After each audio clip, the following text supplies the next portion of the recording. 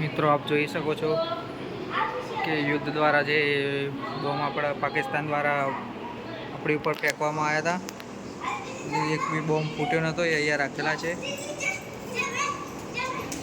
અહીંયા બધા સૈનિકોની પિક્ચરો છે. જે બોર્ડર પિક્ચરમાં સુનિલ શેટ્ટીએ જેનું પાત્ર ભજવ્યું હતું એ આપણે છે ભૈરોસિંહ રાઠોડ. ભૈરોસિંહ રાઠોડનું સુનિલ સિંહ દ્વારા પાત્ર ભજવવામાં આવ્યું હતું. આ બધા જ બોમ્બ છે. પાકિસ્તાન સેનાએ આ છત્ર ભેટમાં આપ્યા હતા. જોઈ શકો છો, આપ લખેલું બી છે.